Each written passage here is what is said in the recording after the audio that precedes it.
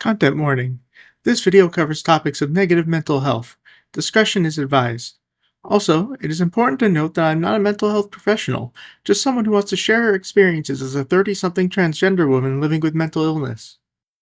Yes, it's the trans stereotype fairy game. What did you expect? In all seriousness, there's more to it than that. At first glance, you might be forgiven for thinking the world of this tabletop role-playing game is overly childlike and whimsical. You play as a changeling, a fey soul that awakens in a human body at some point in their life through a burst of imaginative magic.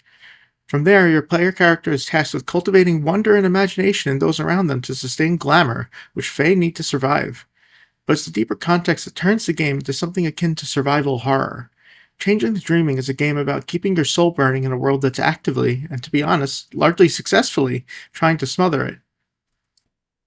Changeling the Dreaming uses the same bleak modern-day setting as the rest of the World of Darkness games, and the gloom and decay is pervasive.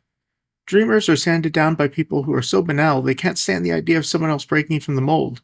Glamour leaves the world day by day, snuffed out by greed, apathy, and corrosion of the modern drudgery of a 9-to-5 workday. Changelings deal with the stuff of nightmares, the psychological costs of living in an industrialized, capital-driven society, and the oppressive forces of xenophobia and bigotry. If that's not enough, the Fae themselves are given to infighting as less and less glamour remains to go around. It's inevitable that if a changeling doesn't meet a mortal demise, they'll eventually get so infused with the world's banality that they'll begin to forget their Fae nature all over again. The setting gives you all the tools and cool fairy powers to cultivate wonder, fantasy, and joy, and then places it all on an executioner's block. It's this friction that makes the game so intensely relatable to me. Making something, anything, is hard. You need to get over yourself in so many ways to make something and put it out there for others to see, and dealing with the emotions that come with things you make not being received well is nothing short of a psychological boxing match. Criticism or apathy is painful to endure when you're genuinely trying to express yourself, and it'd be far more comfortable to just consume other people's creations all day, or even to numb out completely with stuff that doesn't even challenge or confront the mind in any way.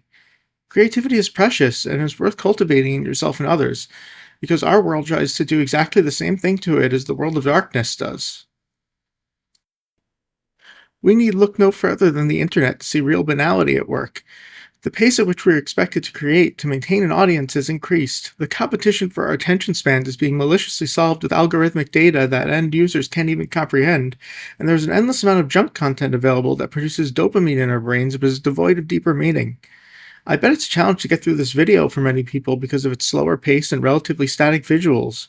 As someone who suffers from ADHD myself, the barrier to deeper learning and experiencing slower forms of media is intense. Maybe our world is exactly like the world of darkness. Maybe creative expression is doomed. If that's the case, I choose to be like a changeling, fighting to kindle what glamour I can inside myself and seeking it in others. So, the question is, what's inside of you that's waiting to be given form? If this video made you interested in Changeling the Dreaming, I put the link to the game down in the description. I also am trying to get into professional game mastering for tabletop RPGs, and one of the games I'm running is a Changeling the Dreaming campaign that you could sign up for yourself. No prior experience playing these sorts of games is needed. All you need to bring is your enthusiasm. I've also got a Shin Megami Tensei tabletop RPG cooking. More on that series in another video. Thank you so much for watching. Have a great one, everyone.